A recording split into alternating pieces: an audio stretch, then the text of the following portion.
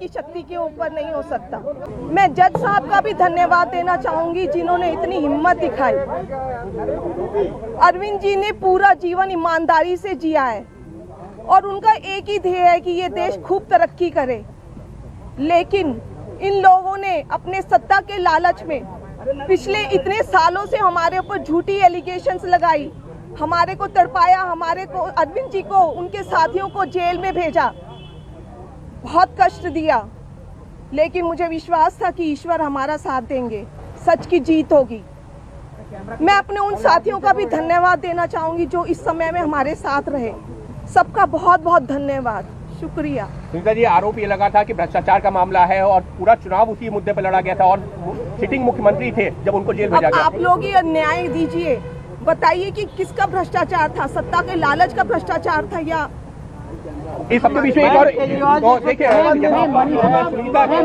अरविंद केजरीवाल की पत्नी सुनीता केजरीवाल को आप सुन रहे थे। उन्होंने कहा कि उन्हें ईश्वर पर पूरा भरोसा था और न्याय की जीत हुई है। उन्होंने जजेस का भी शुक्रिया अदा किया है क्योंकि दिल्ली शराब घोटाला केस जिसको लेकर के आम आदमी पार्टी बैकफुट पर आ गई थी, लेकिन अरविंद केजरीवाल, मनीष सिसोदिया को बड़ी राहत मिली है। कोर्ट ने सभी 23 आरोपियों को बरी कर दिया है और उसके बाद अरविंद केजरीवाल भावुक नजर आते हैं। तो दिल्ली शराब घोटाले में अरविंद केजरीवाल, मनीष सिसोदिया बरी हुए हैं। दिल्ली की राउज एवेन्यू कोर्ट ने यह बहुत बड़ा फैसला दिया है। बड़ी तस्वीर आज निकल करके सामने आ रही है और इस बीच अपडेट यह है कि अरविंद केजरीवाल शाम को 4 बजे प्रेस कॉन्फ्रेंस करने वाले हैं। लेकिन आप देखिए भावुक तस्वीर अरविंद केजरीवाल की, रो पड़े वो मीडिया से बातचीत करते हुए। उन्होंने कहा कि वो कट्टर ईमानदार हैं और जब वो घर जाते हैं तो अपनी पत्नी के गले मिलते हैं।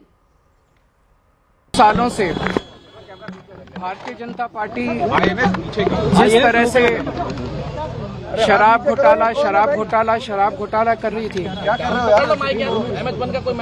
और हमारे ऊपर आरोप लगा रही थी, आज कोर्ट ने सारे आरोप खारिज कर दिए और जितने भी एक्यूज्ड थे सबको डिस्चार्ज कर दिया। हम हमेशा कहते थे सत्य की जीत होती है, हमें भारतीय न्याय प्रणाली पे भरोसा है।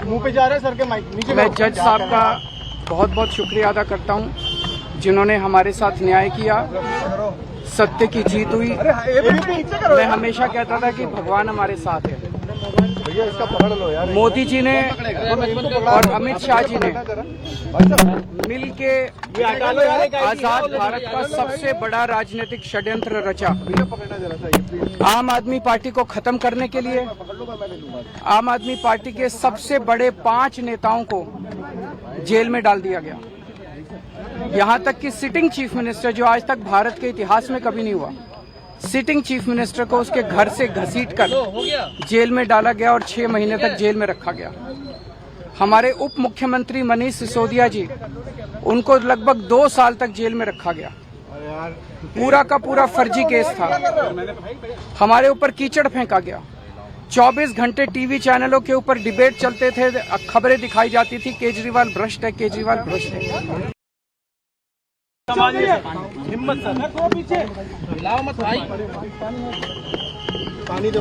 केजरीवाल भ्रष्ट नहीं है।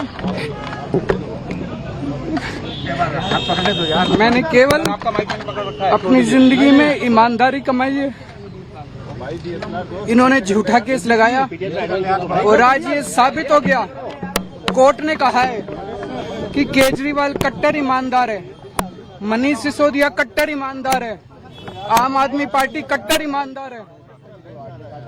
मैं प्रधानमंत्री जी से कहना चाहता हूं, सत्ता के लिए इस तरह से खिलवाड़ मत कीजिए देश के साथ, इस तरह से संविधान के साथ खिलवाड़ मत कीजिए। आपको सत्ता चाहिए, अच्छे काम कीजिए। आज देश के सामने इतनी बड़ी बड़ी समस्याएं हैं, महंगाई है, बेरोजगारी है, पूरे देश में सड़कें टूटी पड़ी है, चारों तरफ पोल्यूशन ही पोल्यूशन हो रहा है, चारों तरफ देश में इतनी समस्याएं हैं। उन समस्याओं का समाधान करके सत्ता में आइए ना। केजरीवाल पे, आम आदमी पार्टी पे झूठे केस क्यों करते हैं? अच्छा काम करके सत्ता में आइए। इस तरह के झूठे केस करना और 24 घंटे विरोधियों के, विपक्षियों के खिलाफ ऊट पटांग के केस करना, उनको जेल में डालना, ये एक प्रधानमंत्री को शोभा नहीं देता। इससे देश आगे नहीं बढ़ेगा। देश आगे तब बढ़ेगा जब जनता की समस्याओं का समाधान किया जाएगा। केजरीवाल की भावुक तस्वीर, वो रो पड़े। उन्होंने कहा कि राजनीतिक षड्यंत्र था, आज सत्य की जीत हुई है, उनको न्याय मिला है। हमारे सहयोगी शंकर आनंद लगातार हमारे साथ बने हुए हैं। शंकर, अरविंद केजरीवाल रो पड़ते हैं, शाम को प्रेस कॉन्फ्रेंस करने वाले हैं, कई राज्यों में चुनाव होने वाले हैं, जश्न की तस्वीरें हैं, आम आदमी पार्टी के कार्यकर्ता नेता जश्न भी मना रहे हैं। तो इस फैसले ने आम आदमी पार्टी के लिए संजीवनी का काम किया है।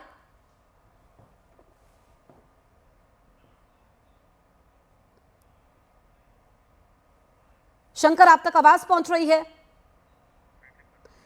चलिए, शंकर से हम फिर से संपर्क करेंगे, लेकिन यह बड़ी तस्वीर है। सियासी तौर पर भी आप देखिए कि आम आदमी पार्टी इस फैसले ने जान फूंकने का काम किया है, क्योंकि जो चुनावों में हार मिलती है उसके बाद से गायब सी हो गई थी ये पार्टी। लेकिन दिल्ली शराब घोटाला केस, जिसने काफी सुर्खियां बटोरी, क्योंकि आम आदमी पार्टी की नींव ही थी भ्रष्टाचार मुक्त पार्टी, लेकिन इस पर गंभीर आरोप लगे।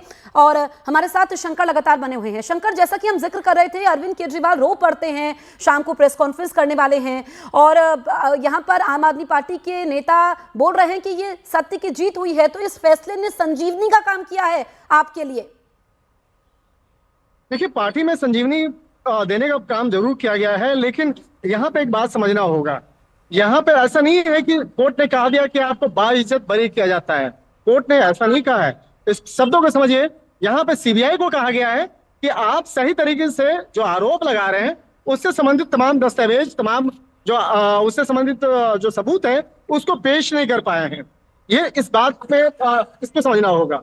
दूसरी तरफ देखा जाए, आम आदमी पार्टी और खास तौर पर अरविंद केजरीवाल और मनीष सिसोदिया को जो एक संजीवनी मिली है आज कोर्ट से, निश्चित तौर पर इसका एक असर भी होगा। और आज की जो प्रेस कॉन्फ्रेंस होगी शाम में, उसको विस्तार से उसको दिखाने और बताने का प्रयास भी किया जाएगा। आम आदमी पार्टी, अरविंद केजरीवाल आप कितना और ज्यादा कॉन्फिडेंट हो चुके हैं, उसको आज अपने उसको दिखाने और बताने का प्रयास किया जाएगा।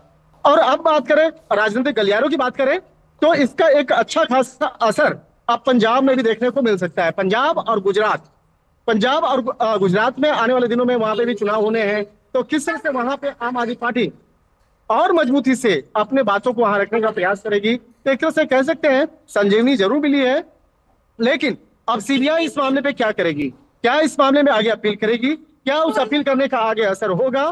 क्या सभी सीबीआई के द्वारा उन तमाम सबूतों को जब कोर्ट के सामने, हाईकोर्ट में जब अपील किया जाएगा और उसके सामने रखा जाएगा, तो उस वक्त में कोर्ट उसको कैसे देखती है?